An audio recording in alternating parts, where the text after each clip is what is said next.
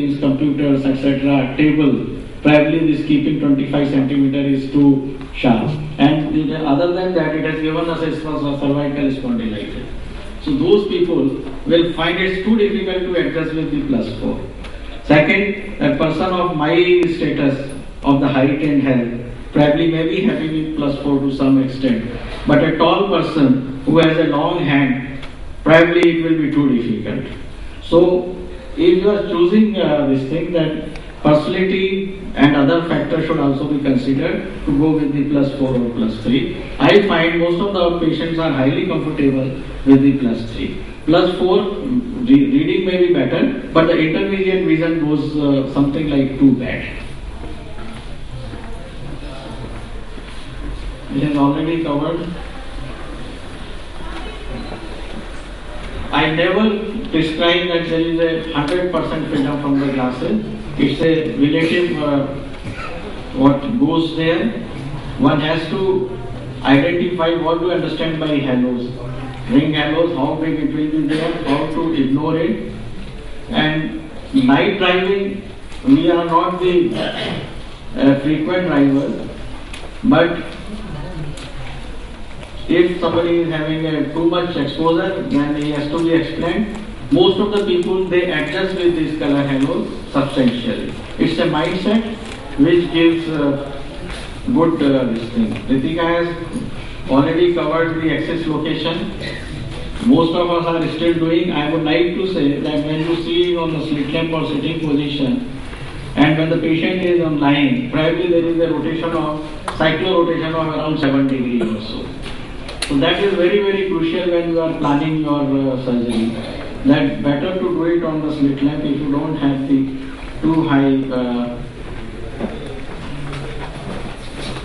Here you can see that there is a rotation which takes when the patient, and this cyclo-rotation will vary patient to patient.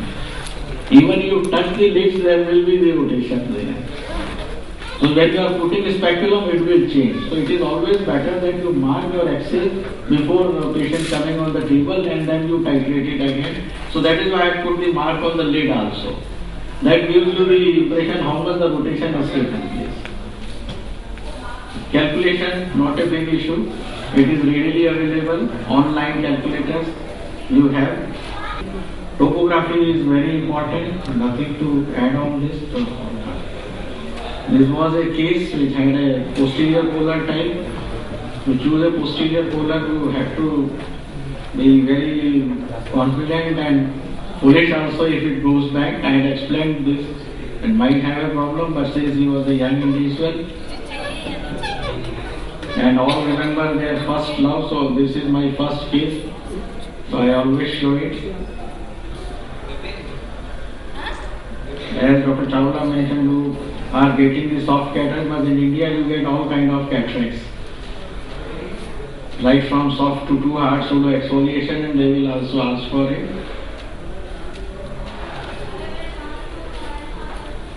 Important thing is to maintain axis while doing the wash.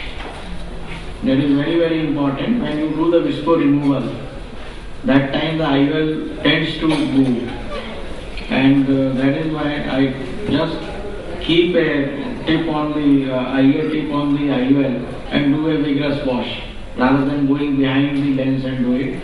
Say 30 to 40 ml wash, that time takes away all this, and while you are keeping in the center, then the rotation of the lens is minimized.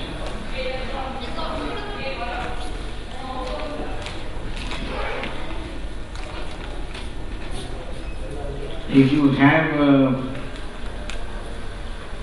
restore or AMO lenses, then axis rotation is not difficult. But if you have a Zeiss lens and you tends to move, rotate it, it's a nightmare. I have witnessed this in one of the conference. So then you have to insert it as close as possible to the presumed axis position. Next video. And you have to titrate whatever the guidelines the company gives. Those are depends upon their experience. But when you have your own surgical experience, you have to titrate IOL fast. So this patient has a bilateral identical. One eye was given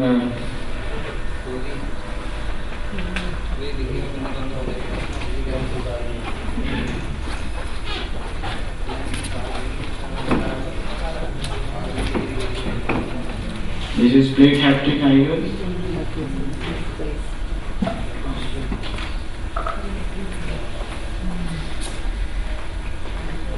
And rotation is one has to be very careful while rotating it. It has only one advantage, that the marker, the toric axis marker is bigger than the three dots. And post-op rotation is not a big issue. If it hardly 2 to 3 degree rotation may take place if you have a good rexis of less than 5.25 millimeters. For the multifocal toric, the rexis should not be larger. If you have covered the haptics, the optic, say around 1 millimeter or so, then it behaves very well. There is another case where you have a little bad cataract.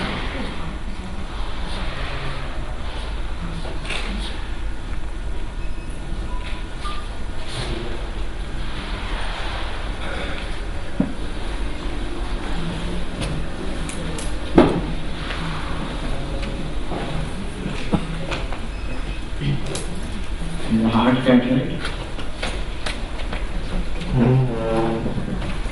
And we take OCT for all premium IOL and off scan.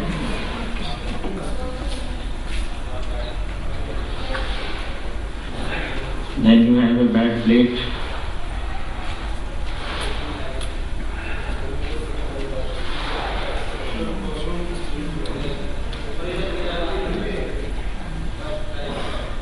These we are doing all surgeries under topical only.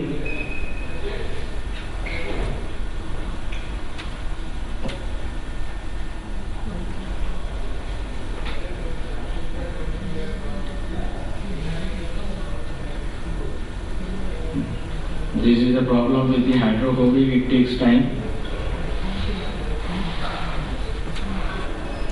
Because it was a winter day. And then I am trying to keep IOL dip into the bag as much as gently possible. That avoids post-operative rotation and a good visco removal.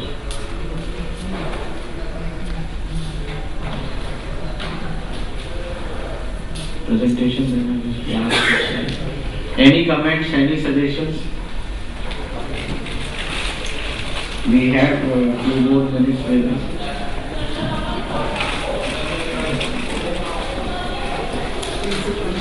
This is the post-operative status.